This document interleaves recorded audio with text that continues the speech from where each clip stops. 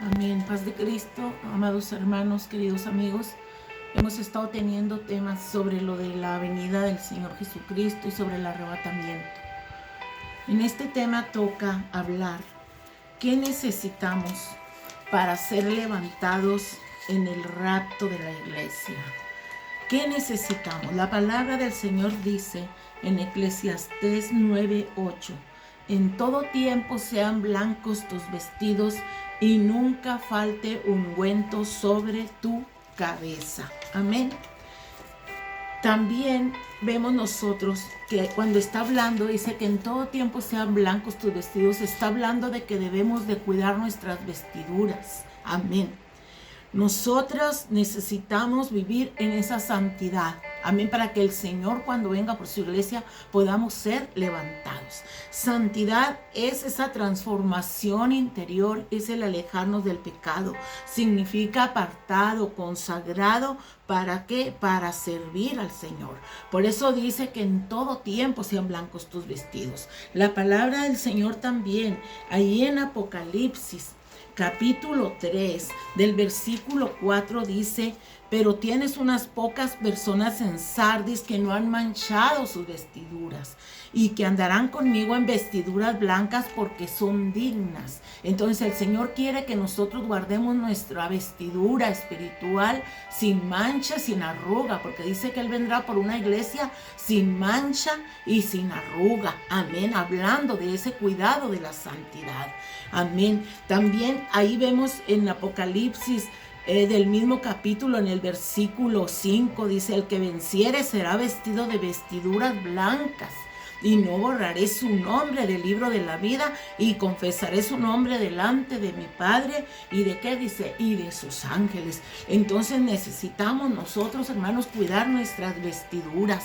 Hay una cita bíblica también en el capítulo 3 de Apocalipsis, donde está hablando de otro tipo también de iglesia. En todas estas mensajes a las iglesias había gente que se había guardado. Es posible que nosotros a veces sintamos, hermanos, de que podamos decir: no, es que aquí no guardan la santidad. Miren, la iglesia de la Odisea era una iglesia que era muy pudiente. Amén, era una iglesia que lo tenía todo económicamente, estaba enriquecida, pero el Señor le hizo ver que estaba en un descuido espiritual. Por eso le dice allí en el versículo 17 y 18: tú dices, yo soy rico y me he enriquecido y de ninguna cosa tengo necesidad, pero no sabes que tú eres un desventurado, miserable, pobre, ciego y desnudo. Está hablando de esa desnudez espiritual. ¿Y qué le dice? Te aconsejo que de mí compres oro refinado en fuego para que seas rico, y vestiduras blancas para vestirte, y que no se descubra la vergüenza de tu desnudez. Necesitamos cuidar esa vestidura espiritual. Entonces, cuando el Señor habla de esto, está diciendo, cuando le dicen oro refinado, que compres de mí oro refinado, está hablando de una fe probada, de una fe que a veces tiene que ser probada en nuestras vidas, una fe que tiene que pasar por procesos de purificación. Amén. También en la primera de Pedro 1, del 15 al 16, dice: como aquel que os llamó es santo, sed también vosotros santos en toda vuestra manera de vivir. Entonces, hermano, la santidad es algo que nosotros tenemos que guardar, es algo que tenemos que cuidar en nuestras vidas, porque escrito está: sed santos porque yo soy santo, dice el Señor.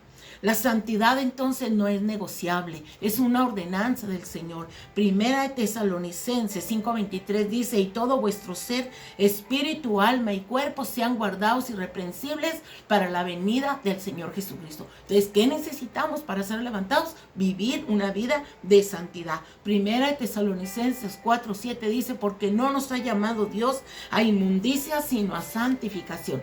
O sea que si ya el Señor nos sacó del mundo, nos sacó de aquella vana manera de vivir, pues ahora tenemos nosotros que seguir cuidando nuestra forma de vivir.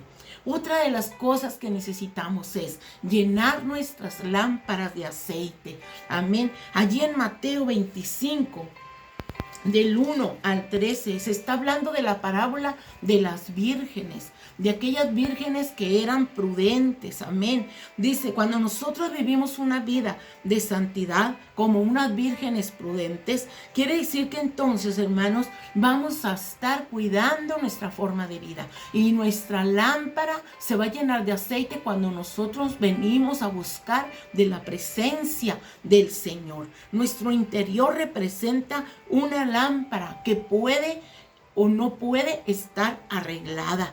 Una lámpara se tiene que mantener limpia para que sea capaz de iluminar a quien, a otros. Debe de estar llena también de aceite, no debe de estar vacía. Debemos de estar llenos de la presencia del Espíritu Santo. Nuestra vida continuamente debe de pasar por el filtro de la palabra para que se encuentre lista, arreglada, para que nuestra lámpara no haya fisuras. Debemos de vivir una vida sin rencores, sin odios, sin amarguras, viviendo el fruto del Espíritu Santo, amén, con las características del amor, del gozo, de la paz, de la paciencia, de la benignidad, de la bondad, de la mansedumbre y de la templanza. Una lámpara apagada, hermanos, sin aceite del Espíritu Santo, tendrá fisuras, o quizás, amén, esas fisuras espirituales que harán que se filtre el aceite espiritual y vamos a ser incapaces de alumbrar a otros. La pregunta es, ¿cómo está ahora nuestra lámpara? Tenemos que venir a la presencia del Señor y lo poco que tengamos el Señor lo va a multiplicar. Queremos ser como vírgenes prudentes, esforzándonos cada día por arreglar y por limpiar nuestra lámpara. Una lámpara llena arderá continuamente y el nombre del Señor será glorificado. Seremos hijas que brillaremos en todo lugar. Seremos lámparas encendidas. Por eso allí en Lucas 12:35 dice, estén ceñidos vuestros lomos y vuestras lámparas encendidas. Está hablando de ese estado espiritual. No, hermanos, tenemos que ser como las vírgenes prudentes, con nuestras lámparas limpias, arregladas, llenas. Amén. Fíjate, las vírgenes prudentes y las imprudentes, las dos se acostaron a dormir. Pero ¿cuál fue la diferencia? Que aunque apagaron las dos sus lámparas, amén, las prudentes cuando se levantaron, cuando oyeron la voz del esposo, se levantaron y encendieron sus lámparas. ¿Por qué? Porque las tenían arregladas. Amén. Necesitamos tener lista nuestra vida para que podamos oír la voz del esposo cuando suene la trompeta, cuando se diga, he aquí, el esposo viene, salir a recibirle. Amén.